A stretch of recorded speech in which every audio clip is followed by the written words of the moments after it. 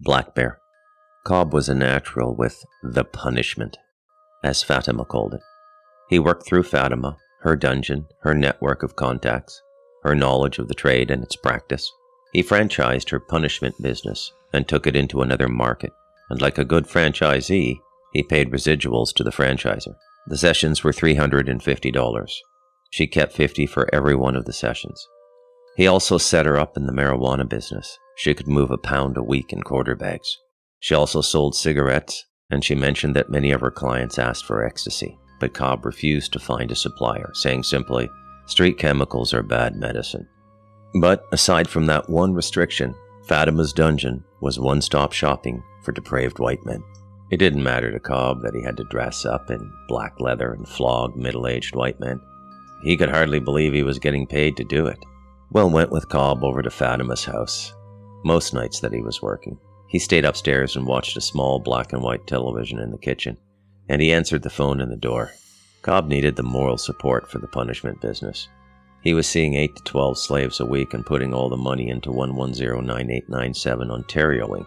The least Will could do was handle the scheduling. It would be an awkward situation to double book the dungeon. It wasn't like a hair salon or a dentist's office. The last thing one slave wanted to do was meet another. Fatima had been very careful to explain it all to them.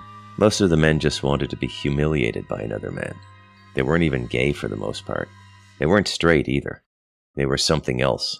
Something people didn't like to give names to, and something people didn't like to talk about a whole lot, which made it a great business from the practitioner's position.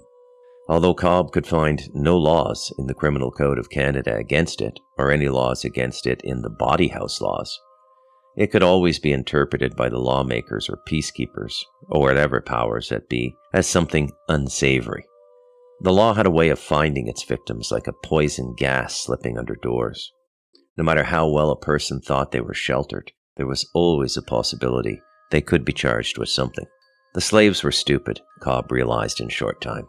Some fear taxed their spirit, and they felt the need to purify, which was completely natural to Cobb. But the slaves made no progress. Taxing their dream was an endless economy, and mainly, Cobb realized, because it wasn't a dream at all.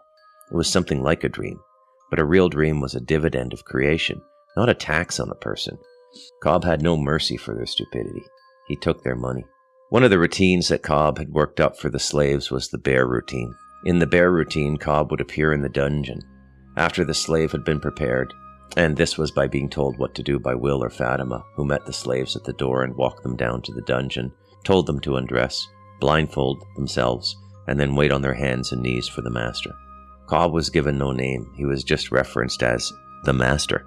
Then Will or Fatima would walk up to the second floor and tell Cobb that there was a slave ready in the dungeon. It was the only way he could do it. If they never saw his face, it was bearable.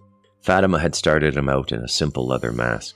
If he wanted to tell the slave to take his blindfold off, he could do so in the assurance that he would not be seen. And again, this was the only way he could do it, and he needed to do it because it was good and easy money. The bear routine had Cobb in the dungeon in the skin of a black bear, the bear head perfectly cleaned and preserved, with dark glass eyes over his head, making him look like a bear. It scared the hell out of the poor bastards, and it gave Cobb a good kick. He rarely spoke to the slaves. His voice could not be heard well through the bearskin, and he had a little difficulty seeing because he had to peer out the open and snarling mouth of the bear. So he gestured to the slaves, lifting one of his arms up and under a bare arm and pointing at some piece of equipment in the dungeon. It was an income tax. They could get it, and Cobb could conduct a 1-hour session in almost total silence. Some of the slaves liked to ask questions. That pissed Cobb off. Sometimes he would give them a kick in the ass. But he had to be careful, as Fatima constantly reminded him, this is fantasy. He and Fatima were doing their fainting witch sex scenes a few times a week. Cobb hardly had any energy left for any other women, but he still grabbed a blowjob here and there to keep up appearances, and to convince himself that he didn't have a girlfriend, that he wasn't in a relationship, and that there was no spoken or implied understanding. But still, steady sex has a strange way of defining itself if left undefined. And although Fatima never spoke about a relationship between she and Cobb, she had certain expectations that belied the feeling of a relationship. And Cobb was of no mind to break those expectations, because he was loving sex with the devil woman. The bear was a fierce totem. It was a primal fear given to man for motivation. There was no other reason for the bear to Cobb. It was said by some of the elders from other tribes that the fearful things in the world had to manifest because people had fear in them. But it was an impossible hypothesis to validate because people had always had fear in them and probably always would have fear in them. Only a fool would ponder things without answers. And a world without fear would never exist, and so it was impossible to imagine a world inhabited by people without fear. On this particular night at Fatima's house, several months into the operation, a slave came by.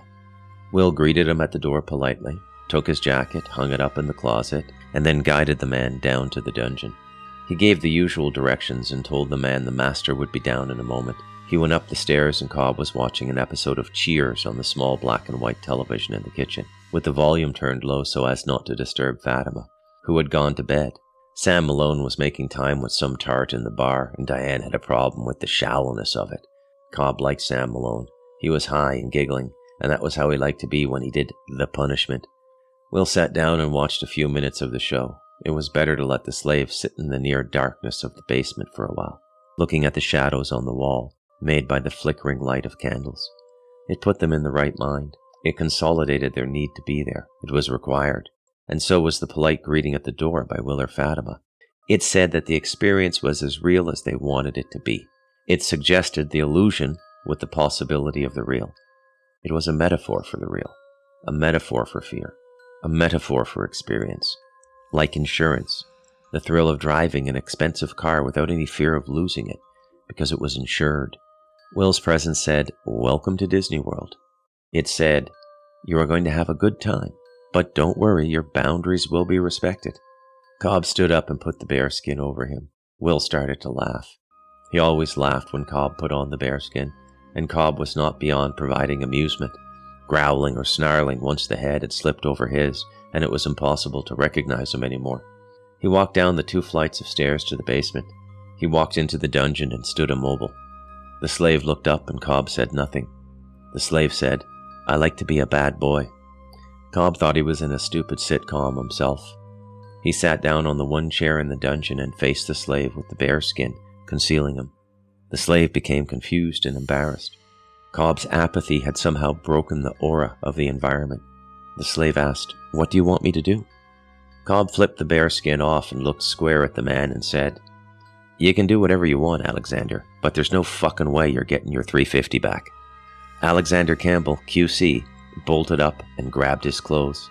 He ran up the stairs, grabbed his wool overcoat off the coat rack, and ran naked out the front door and into the frigid early morning darkness. He was to wonder for many sleepless nights about the strange forces at work in the world that could prostrate him before the will of the dog-eater. Cobb went upstairs to finish the Cheers episode. Alexander Campbell, QC, was the only scheduled slave of the night. He and Will could go home any time. End of chapter.